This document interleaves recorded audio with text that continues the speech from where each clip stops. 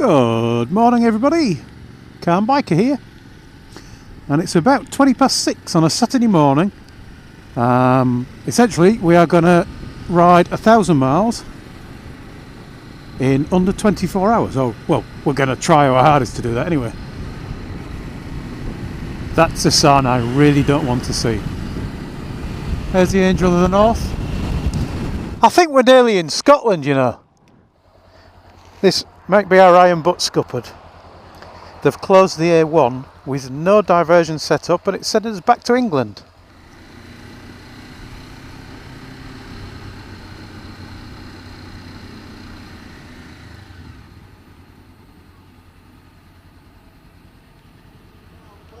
So this is your way around the A1, and they've decided to put roadworks on it.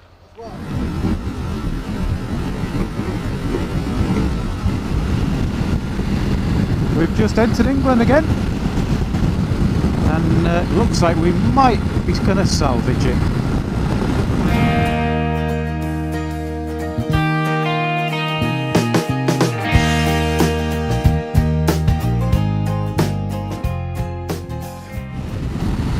We're now well into the Lake District. I do like the Lake District. Just lakes and hills and rocks. All very spectacular. Looking somewhat grey ahead.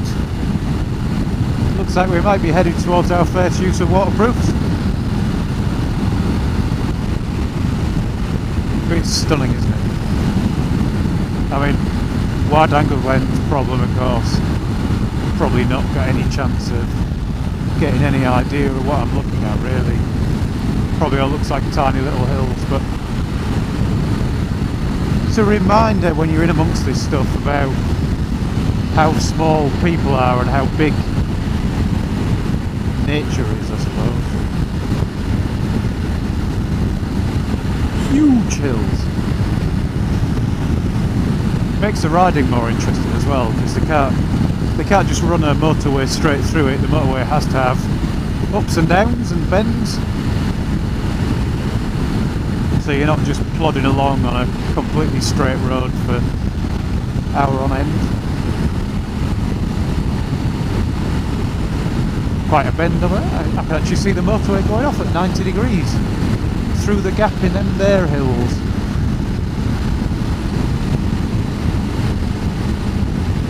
So I'll leave the camera running as I go through. See if there's a couple of clips worth showing you. It's a shame in a way. I mean, it keeps the things pristine and beautiful and whatnot, and it's easier to build a motorway that goes between the hills. But if you could somehow hide it, I think it'd be quite spectacular going over the top of one of these things. You'd be able to see for absolutely miles. We've just gone over a summit on the motorway where there's a signpost telling you that we're over 1,000 feet up, and to add to that the top of one of these hills, yeah, it would be a magnificent view. These people are in a hurry to get through it, a real hurry to get through it. You see the dry stone walls. Again, I don't know if the camera will pick it up, but dry stone wall coming across the bottom of that hill and then right up to the very top. Must take some work getting the stones up there in the first place.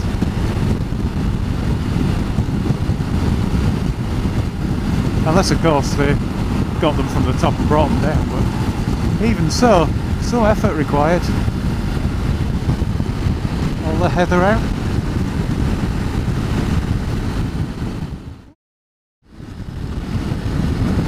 We've just hit another milestone as the cows watch.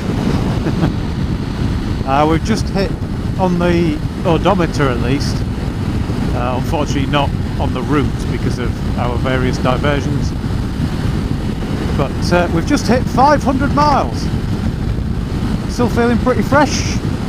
Back still aches a little bit, but I'm 50 miles from Blackpool now, and that's when I'll be having another couple of paracetamols to see if we can take the edge off. but it's nothing that's going to stop me. Timing's getting better all the time. We've just had a stop for a quick splash and dash because fuel was starting to look a bit ropey. Went to a different BP. Oh, 40 miles different, but still a motorway services. Still don't understand it, but why was one of them £1.50 or £1.49 a litre, and the one we've just gone to was £1.41 a litre? I know it's only 8p difference, but you know that's nearly 40p a gallon, isn't it? But yeah, 500 miles done, and it's now about 4:45 in the afternoon.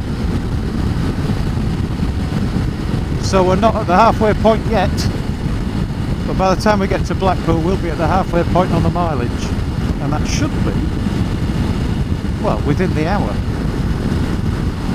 So it's looking good. We were getting a bit worried before, but it's looking good. When we stopped the last time, Tosh pulled alongside me and gave me a punch on the shoulder, and I thought, I've upset him. But actually it was a punch of excitement that he thinks it's now doable, and I think he's right. Anyway, next stop Blackpool, the mini Eiffel Tower.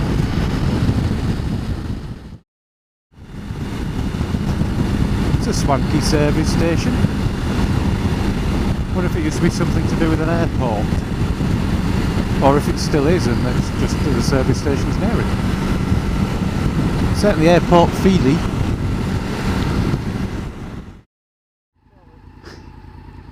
You may be wondering why I'm in some little side street. As always seems to be the case, my battery went flat at exactly the wrong time. So we've actually managed to reach Blackpool, and the tower was in sight, and I pressed the button to make the thing record and it just went, nah, don't think so.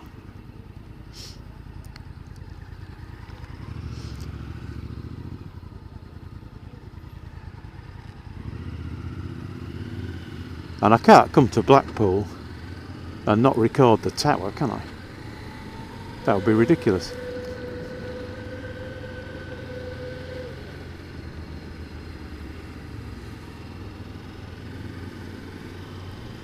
Although it is entirely hidden now. We're going to go right past it, I think.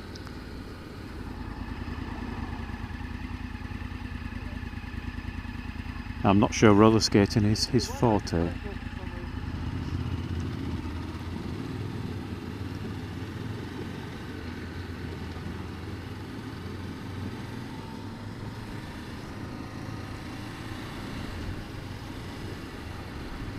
There's a lot of these carriages around, and there's one of them big towers.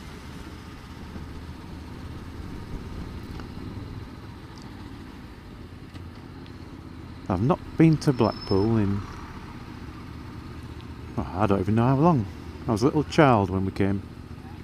The only thing I remember about it is seeing the illuminations, and you put pennies on the tram tracks to watch the pennies get flattened.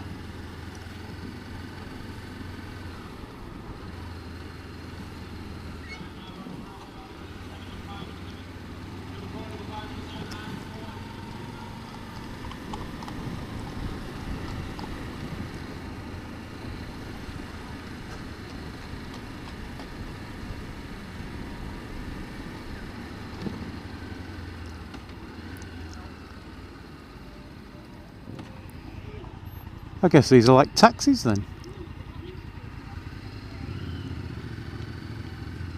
I thought it looked like Jordan's wedding carriage. It's Blackpool's version of the Eiffel Tower.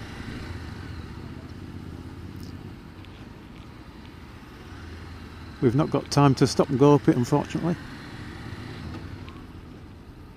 Oldie Weldy tram.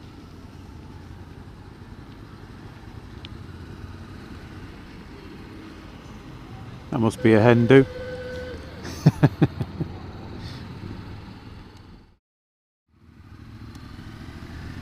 Well, that was Blackpool.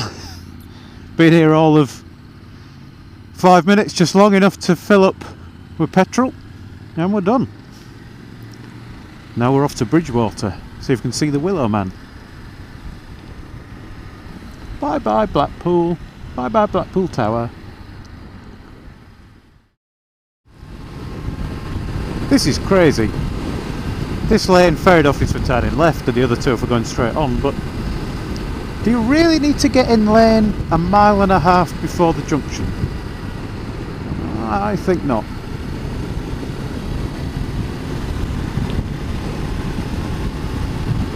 I mean, we're coming up to a sign that's half a mile before the junction.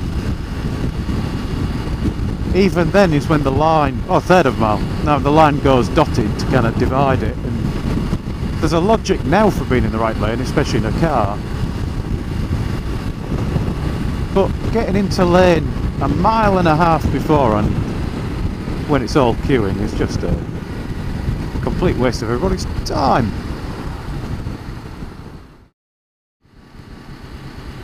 It's not a ride with me unless it rains, is it?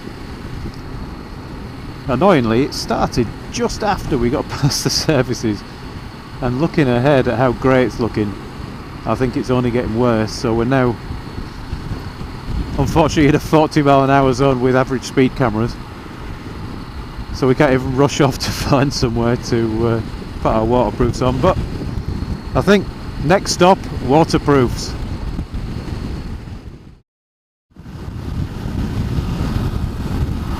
Thanks for that.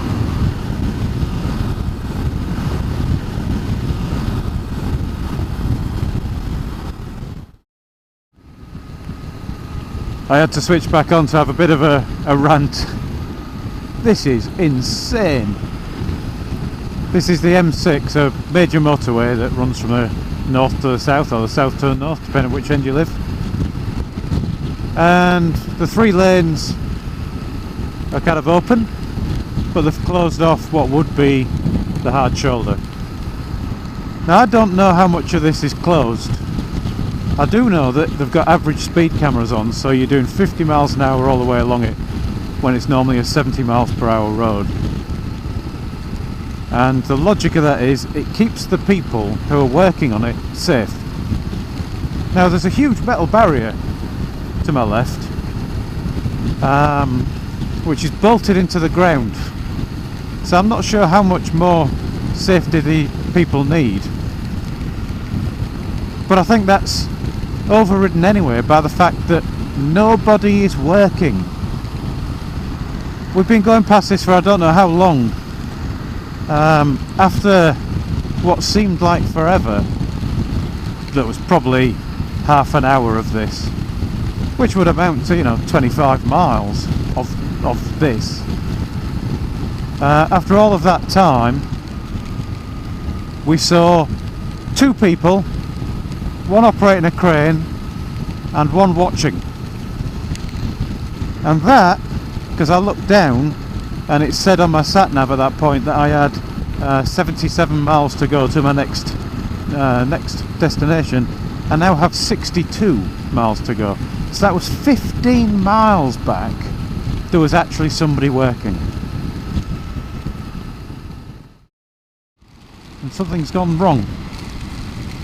I've lost Tosh, and I don't know how. He was behind me, and I'm now crawling along a motorway at 40 miles an hour. It is a 50 at the minute, it's about to turn into a 30, just to really irritate, but he's not catching me up. I don't know where he's gone. And it's a bit awkward, you can't really stop on a motorway to find out, can you? Or turn round and go and look for him. But he's gone. But he was just before the turn off for the M5. I'm pretty sure he was kind of 50 yards ahead, not ahead, 50 yards behind me. And I don't know if he's missed the turn off. I suppose the only thing I can do now is head to the next stopping point, which is 16 miles away, and give him a call, see if he's answering. Bit of a worry though, in weather conditions like this.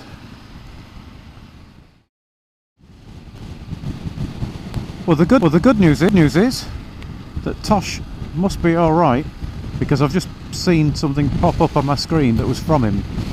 The bad news is I don't know what it said, and there's no way that I can stop and check.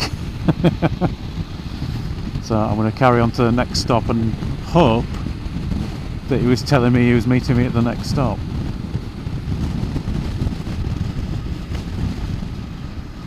It's 14 miles away, but this speed, that's quite a time. I thought it was bad when the motorway was down to 50 miles an hour with nobody working on it, but now it's down to 30 miles an hour with nobody working on it.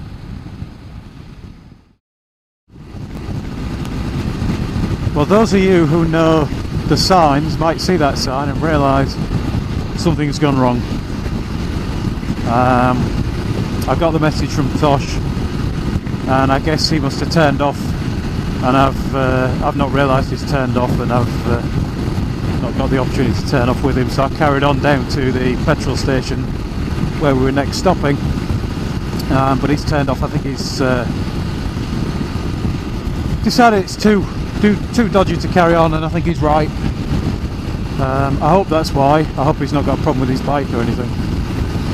But I've just had a text message from him, and obviously we're both on the road, so texting back and forth isn't exactly easy. So I'm hoping to see another message come through.